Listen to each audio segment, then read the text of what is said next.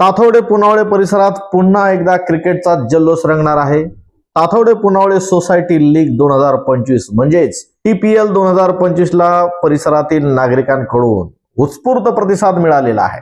या स्पर्धेसाठी एकूण 82 संघांनी नोंदणी केली असून त्यापैकी 12 महिलांचे संघ आहेत तर 70 पुरुष संघ खेळणार आहेत। नोंदणी प्रक्रिया 1 ते 7 नोव्हेंबर दरम्यान पूर्ण झालेली असून सामने 23 नोव्हेंबर पासून आणि त्यानंतर 3 वीकेंड्स दरम्यान Sukhwani palms turf and sports ताथोडे येथे हा सामना रंगतदार पद्धतीने पार पडणार आहे। स्पर्धेच्या जर्सी आणि शर्ट अनावरणाचा सोहळा देखील मोठ्या थाटात होणार आहे। या कार्यक्रमासाठी शिवसेना उद्धव बाळासाहेब ठाकरेचे आमदार सचिन भाऊ आहिर आणि भाजपा चिंचवड विधानसभा क्षेत्राचे आमदार शंकर जगताप प्रमुख उपस्थित राहणार आहेत।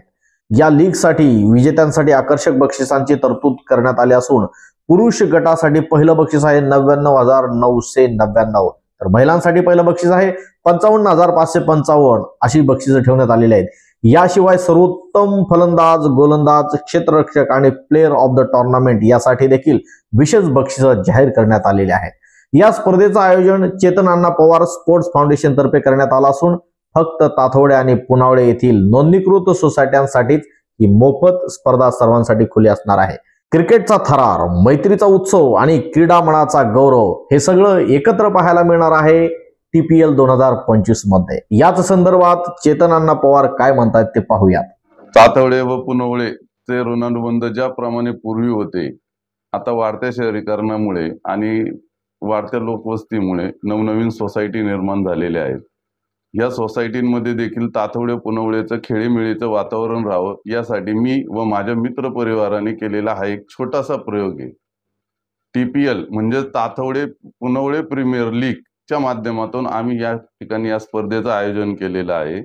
स्पर्धेच्या आयोजनात माझ्या व माझ्या मित्र परिवाराने पूर्ण असं सकल असं नियोजन केलेलं आहे।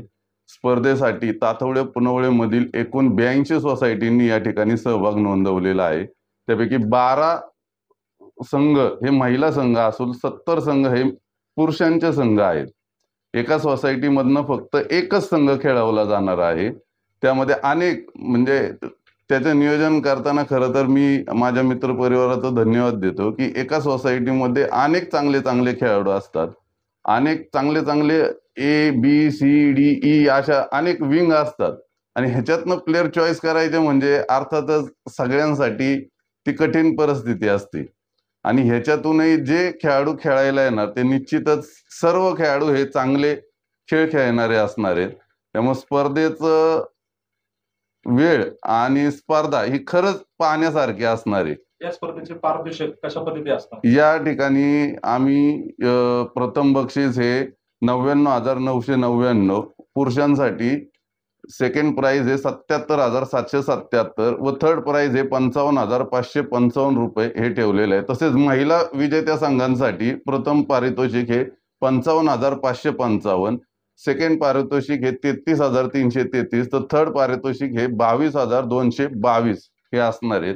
त्याचप्रमाणे best batsman, best bowler, best fielder आणि मॅन ऑफ द मॅच असं फायनल संघांमधनंही एक खेळाडू निवडला जाणार आहे। त्याचेही पारितोषिक बेस्ट बॉलर 5,555, बेस्ट फिल्डर 5,555 आणि बेस्ट बॅट्समन 5,555 तसेच प्लेयर ऑफ द मॅच साठी 7,777 रुपयाचं पारितोषिक मी व माझ्या मित्र परिवाराच्या वतीने ठेवण्यात आलेलं आहे।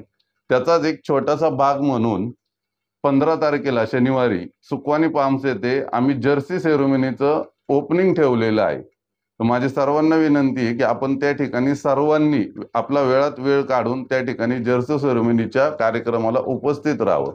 कार्यक्रम हा 4:30 वाजता चालू होणार असून त्याच ठिकाणी आम्ही पूर्ण संघांचे आयडेंटिटी कार्ड घेणार आहोत आणि त्याचप्रमाणे त्यांना प्रत्येक संघाला जर्सी वाटप हे करणार आहोत।